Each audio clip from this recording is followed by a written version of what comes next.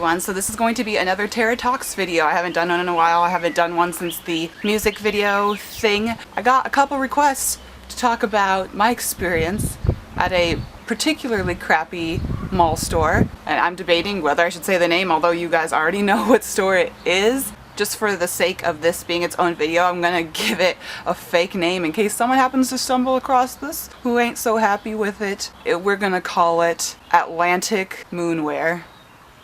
Now you put the pieces together there and you can probably figure it out. Basically, I worked at this store for like 2 months because it absolutely sucked. I'm just gonna say it point blank, it absolutely sucked. I worked at Best Buy for over a year, and I'm not gonna say I was a huge fan of it, but they knew how to run a business. They were very organized. The management actually cared if you were doing a bad job, and they wanted to help you improve to benefit you, not just to like benefit their company. Although sometimes they were trying to benefit their company, but every business is gonna be that way.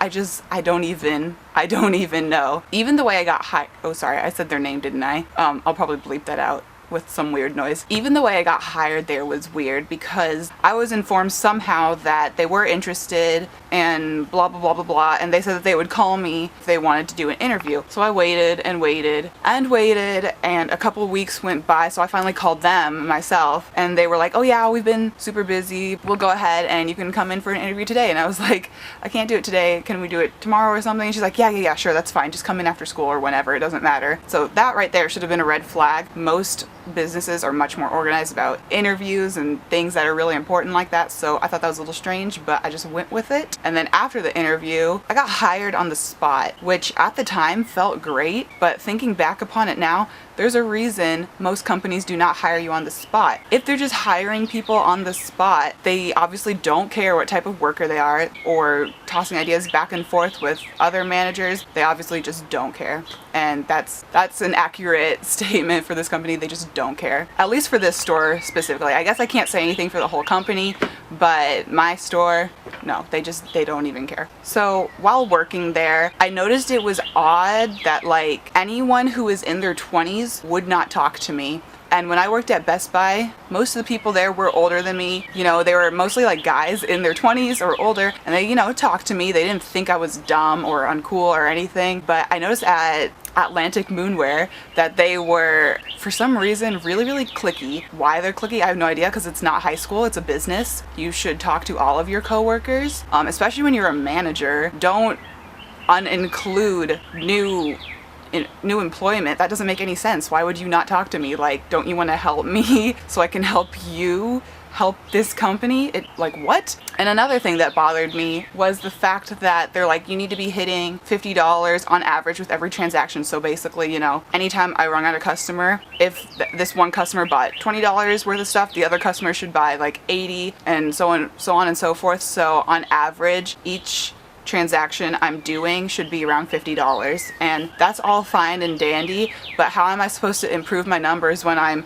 A, super new and kind of don't really know what I'm doing, B, not getting any hours because you schedule me on obscure days of the weeks like freaking Tuesday nights, and 3, if people are taking my sales. There was this one point where, you know, they were like, hey Tara, you know, you're not doing such a hot job and we can only give hours to people who are doing a good job, which, by the way, on a side note, how am I supposed to improve my numbers if you don't give me hours? I don't understand, but that's beside the point. So I was like, okay, I'll try and do better. So I hung out around the like cash register area. There's a fly on my tripod. I hung out around the cash register area, thinking, you know, okay, the customer comes up, boom, I will just grab them so I can get my numbers looking better. So this customer comes up, looked like he was gonna buy, you know, a decent amount of stuff. So I start walking over, and then one of my managers stops me. It's like, it's okay, Tara, I got this one.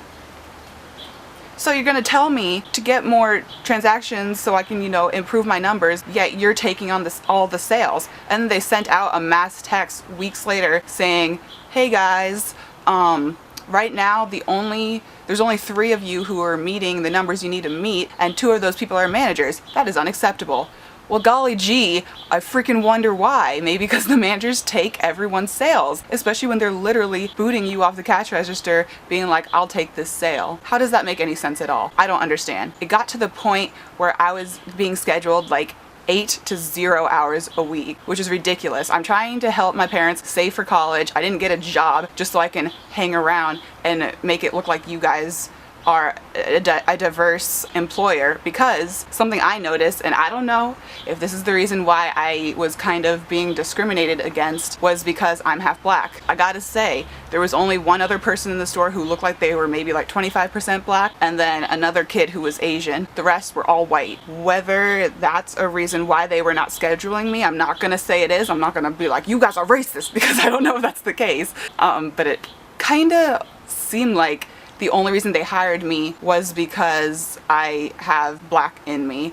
And you know, if anyone's ever like, or if anyone's ever like, Atlantic Moonwear is a racist company, they can be like, no, we're not. Look, we have a black girl right here. See, she works here. Here's her name, Tara. She's one of us. But they don't give me any hours, so I felt like I was just the token black chick, and they were just stringing me along to possibly make them look like an equal opportunity employer. I don't know if that's true or not, but I gotta say that's what it felt like. Needless to say, I quickly started looking for a new job after like a month of working there. I ended up getting hired at a local furniture store, and then also around the same time I got hired at Old Navy, and I gotta say both places are extremely organized. So was Best Buy. Even though I didn't love Best Buy the whole time I was working there, I do have to say at least they were organized and fair, unlike Atlantic Moonwear was.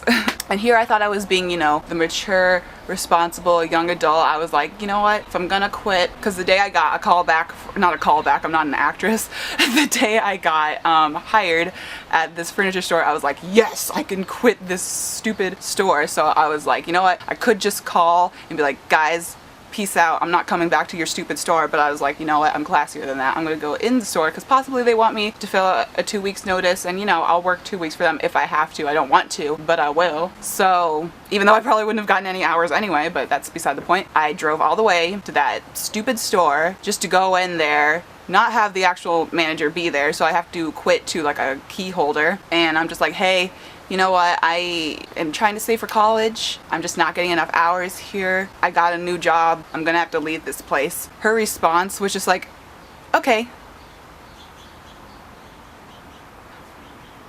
I drove all the way for that? Are you kidding me? So I was like, okay, here's my name tag. Peace out, Girl Scout. I didn't actually say that, but I left, and I was relieved, just so relieved, because I didn't have to go to that stupid store ever again. I'm not even gonna lie to you. When I left Best Buy, I was kind of depressed for a few days because I missed my coworkers. They were all really nice. I can't honestly say I miss too many people from this other store, this stupid mall store, and I am not gonna say it was a waste working for this company, because I learned something that I'm never ever going to apply for a like in-store mall job again. Old Navy was a standalone store that I'm working at. Best Buy was a standalone store. For some reason they just got their acts together way more than stores in the mall do. I've heard the same crap about Forever 21. I've heard the same crap about Aeropostale, and I've heard the same crap about American Eagle. So obviously these stores in the mall just don't know how to manage their employees, and I'm glad I learned it, even if it had to be the hard way. So I hope you guys enjoyed this Terror Talks. I have no idea how long it was, but I kind of like these videos, just ranting a little bit. So if you guys have any other requests for these, leave them down below. I will probably do them, and that's all I have to say for now. I'll see you guys next video. Bye.